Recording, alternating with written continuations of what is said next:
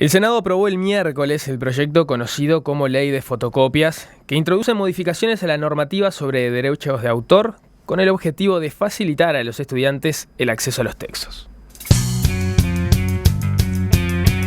La iniciativa, que ahora pasa a la Cámara de Diputados, generó preocupación a la Asociación General de Autores del Uruguay y a la Cámara Uruguaya del Libro por los efectos que tendrá en el sistema editorial.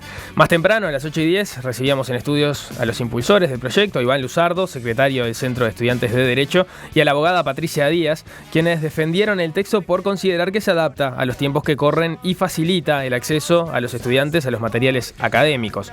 Ahora conversaremos sobre los efectos que tendrá en la industria editorial. Para eso recibimos en estudios a la integrante del directorio de la Cámara Uruguaya del Libro, Alicia Guglielmo. ¿Qué tal? Buenos días. Buenos días, gracias. Un gusto estar en este programa. Bien. Empezábamos la entrevista anterior haciendo un poco de historia. Quizás convenga hacer lo mismo. Este episodio tiene como su punto desencadenante principal lo que ocurrió en 2013 cuando se cerraron los centros de fotocopias que estaban frente a la Facultad de Derecho. ¿Qué pasó en la industria editorial a partir de ahí, a partir de aquella medida que se tomó? Y ¿qué efectos tuvo? Bueno, hay un material que presentó el Sindicato de Funcionarios de Fundación de Cultura Universitaria a la Comisión de Cultura del Senado, justamente, en el cual manejan cifras respecto de la cantidad de libros que pudieron volver a imprimir en cantidades más altas para poder venderlos al público a un precio más bajo. Fue directa, en el caso de Fundación de Cultura Universitaria, la repercusión. Porque el punto del acceso al libro y del precio del libro. Mira, para poner un ejemplo nomás, un libro de texto de unas 200 páginas, si en este momento uno hiciera una tirada, una impresión de 500 ejemplares, ese libro habría que venderlo por los costos que tiene asociados, solamente de impresión, de edición, de diseño, de ilustraciones, arriba de 1.000 pesos, 1.200 pesos aproximadamente. Si pasamos a editar 3.000 libros del mismo, ¿verdad? Uh-huh. Toda la producción del material se va a distribuir entre 3.000 ejemplares y no entre 500. Y la impresión tampoco es directamente proporcional a la cantidad impresa, sino que va bajando en el precio unitario. Se podría vender a 400 pesos. O sea que bajamos a la tercera parte del precio. Este es el punto de partida que nosotros queremos volver a plantear. El material educativo es esencial para la formación del estudiante. El derecho a estudiar tiene que garantizarlo el Estado. Y no es en la apropiación indebida del trabajo ajeno, en donde eso se puede basar. No hay forma que suceda. ¿Les ha sorprendido la aprobación de este proyecto puntual y sobre todo el hecho de que sea aprobado por todos los partidos, que tenga ese nivel de consenso? Sí, realmente nos sorprendió porque nosotros habíamos estado intercambiando ideas con diferentes representantes políticos de todos los partidos representados en el Senado en particular, y no ahora, sino tiempo atrás, argumentando cómo funciona la industria editorial, la imperiosa necesidad de que las bibliotecas cuenten con libros en formato impreso o en formato digital. Eso es lo absolutamente secundario, pero que cuente con material bibliográfico, de modo que toda persona tenga realmente el derecho a estudiar. Porque el punto es, el derecho a estudiar, ¿qué implica? Que tú vas a una institución educativa, tenés un docente que lo pagó ¿quién? El Estado. Uh-huh. Si vas a una institución pública. El mantenimiento del local en donde se desarrolla la actividad educativa, ¿quién lo pagó? El Estado. ¿Quién es el Estado? Es quien recauda los impuestos y destina parte de ese dinero a diferentes finalidades. El punto es que el libro dejó de ser un rubro en el presupuesto nacional. Y ese punto es el que hace que Uruguay sea una especie de isla en el continente. Y estoy hablando del continente, no estoy hablando del mundo desarrollado. Argentina compró en el año pasado un libro por habitante. Compró 34 millones de libros el Estado uruguayo, el Estado argentino. Brasil gasta muchísimo dinero, invierte muchísimo dinero en libros. Uruguay tiene un presupuesto destinado a libros que es absolutamente insignificante. Para ustedes, entonces, parte de la solución pasa porque desde el Estado se compre esos materiales por ejemplo, para las bibliotecas. Para las bibliotecas en formato papel o formato digital, porque el punto es claro que las nuevas tecnologías brindan acceso de diversa manera. Por ejemplo, nosotros tenemos un convenio, nosotros no. Uruguay es signatario del convenio Marrakech. Eso sí es una excepción al derecho de autor. Eso es una excepción de verdad, porque es para personas ciegas o con baja visión. Entonces, Cámara Uruguaya del Libro y la Unión Nacional de Ciegos implementan ese acuerdo, no esperan a que siga pasando el tiempo, y nosotros le damos a la gente que trabaja con los ciegos a nivel de todo el país el archivo, y ellos se lo pasan al ciego o a la persona que tiene baja visión en el formato accesible, o braille o para que sea leído desde una computadora. Eso sí es una excepción. Ahora, cuando tú pasas a decir que el libro es libre, la reproducción total o parcial de cualquier obra. Obra es una canción, es una película, es obra para uso personal. Entonces, ¿quién en su sano juicio va a pagar por algo que en realidad lo puede obtener de forma gratuita? Un material, un libro cualquiera que necesite una inversión, saquemos los libros de texto, de alrededor de 100.000 pesos para ponerlo a disposición del público, bastaría con que un ejemplar llegue al público para que ese ejemplar pueda ser reproducido de forma infinita. Quienes impulsaron el proyecto de ley sostienen que la normativa referida a la propiedad intelectual está desactualizada y dicen que el derecho al acceso a los materiales de estudios ya está contemplado, de hecho, en las normativas internacionales. ¿Para ustedes había necesidad de modificar la normativa vigente?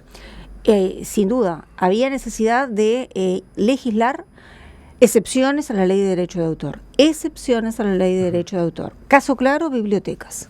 Eso es un caso clarísimo y no tenemos la menor objeción a que las bibliotecas tengan el derecho y tengan el formato legal adecuado como para que con el acervo que adquirieron puedan efectuar algunas copias para proteger la integridad de un ejemplar, guardarlo y prestar los demás, o dar acceso en forma digital.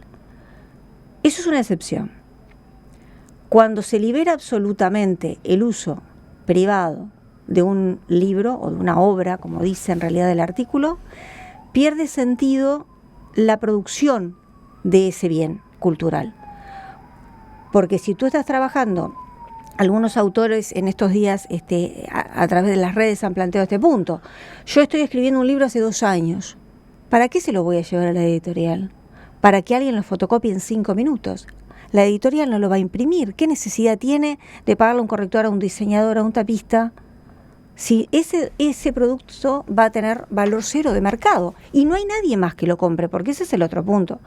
Podemos de repente discutir un cambio de paradigma en los derechos de propiedad del Uruguay.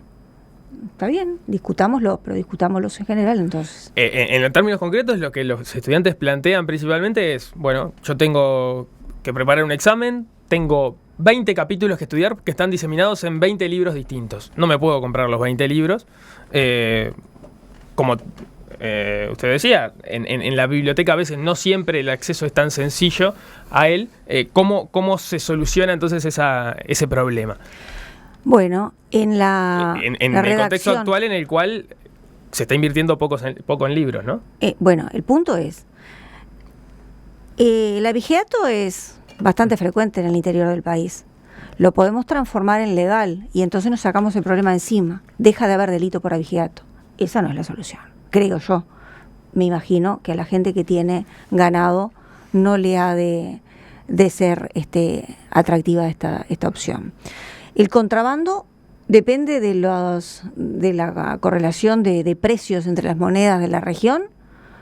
A veces el mercado uruguayo estaba inundado de bienes importados. Se podrían haber transformado directamente en legales y esa competencia que era desleal, transformarla en leal. Ese camino, nosotros insistimos, avasalla el derecho y sobre todo se apropia de un bien que fue producido con una inversión de capital y de trabajo, que no hay forma de recuperarla de otra manera, que alguien la pague, sea el usuario final, sea una biblioteca. En el caso que tú decís, el estudiante necesita un capítulo. En la redacción que nosotros propusimos, eso estaba contemplado.